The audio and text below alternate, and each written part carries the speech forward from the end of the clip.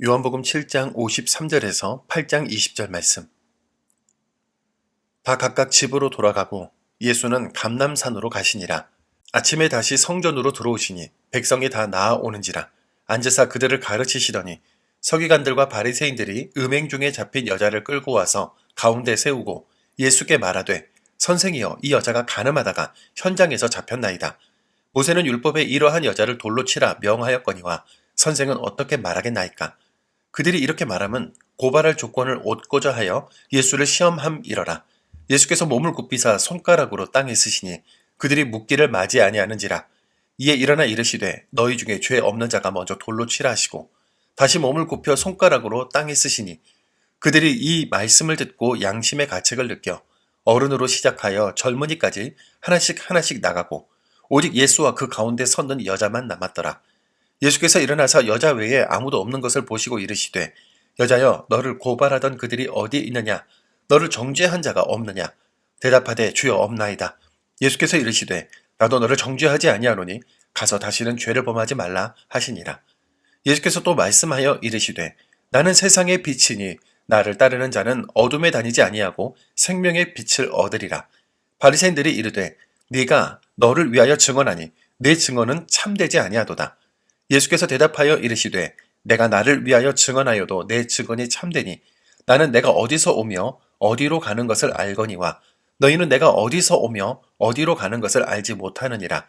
너희는 육체를 따라 판단하나 나는 아무도 판단하지 아니하노라. 만일 내가 판단하여도 내 판단이 참되니 이는 내가 혼자 있는 것이 아니요 나를 보내신 이가 나와 함께 계심이라. 너희 율법에도 두 사람의 증언이 참되다 기록되었으니 내가 나를 위하여 증언하는 자가 되고 나를 보내신 아버지도 나를 위하여 증언하시느니라. 이에 그들이 묻되 내 아버지가 어디 있느냐? 예수께서 대답하시되 너희는 나를 알지 못하고 내 아버지도 알지 못하는도다. 나를 알았더라면 내 아버지도 알았으리라.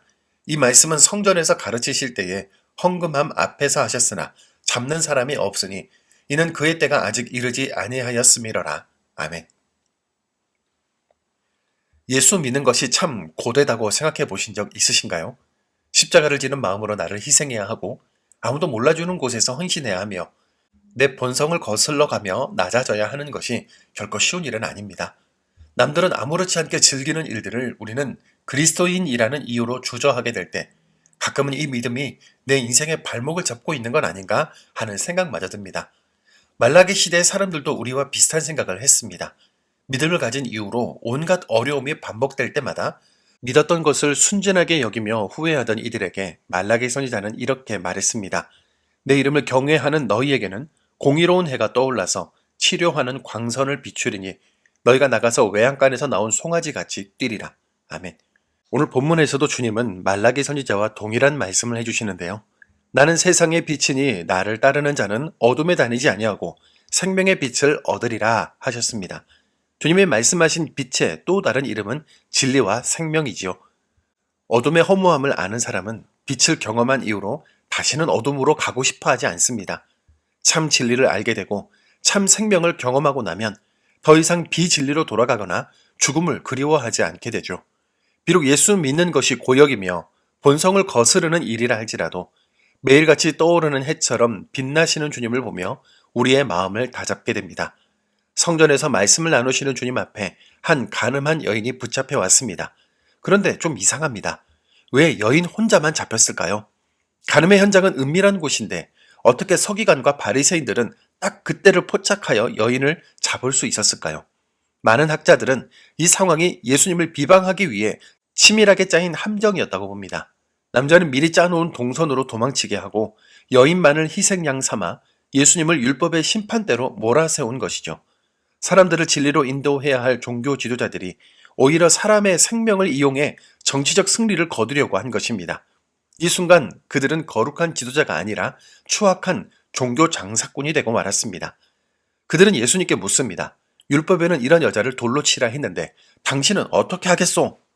돌로 치라고 하면 로마의 집행권을 어기는 반역자가 되는 것이고 용서하라고 하면 하나님의 율법을 무시하는 사기꾼이 되는 절체절명의 상황입니다.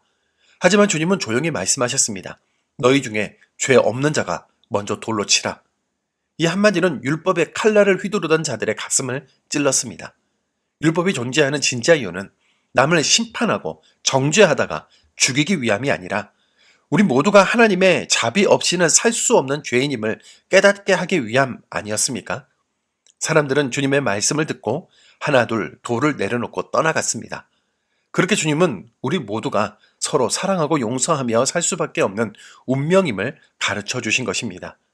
세상은 흉악해지는 범죄 앞에서 더 강한 징계와 심판만이 해답이라고 외칩니다. 물론 죄에 대한 엄중한 책임은 반드시 필요하지요. 동시에 우리는 정죄와 문책만으로는 사람의 중심이 바뀔 수 없다는 것도 알아야 합니다. 심판과 판단은 오직 하나님의 주권에 있음을 인정하며 우리에게는 최선을 다해 사랑하고 용서하며 화해의 손길을 내미는 사명이 있다는 것을 기억해야 합니다. 가늠한 현장에서 끌려온 여인처럼 수치와 공포에 떨고 있던 우리에게 주님은 정죄의 돌을 막아주시고 따뜻한 은혜의 옷을 덮어주셨습니다. 그리고 더 이상 어둠이 아닌 빛으로 나아오라며 다시 시작할 기회를 주셨습니다. 이것이 바로 우리가 받은 복음의 정체성입니다. 우리 부모님과 자녀들, 형제들과 지인들이 우리가 누리는 이 은혜를 맛보게 해달라고 간절히 기도합시다. 정죄의 어둠을 뚫고 치료하는 광선으로 오신 주님과 함께 가장 따뜻하고 복된 시간을 보낼 수 있기를 주님의 이름으로 축원합니다. 사랑과 자비의 주님, 예수 믿는 것이 때로는 무거운 짐처럼 느껴지고 믿음 때문에 손해보는 현실 앞에서 주저앉고 싶을 때가 많았음을 고백합니다.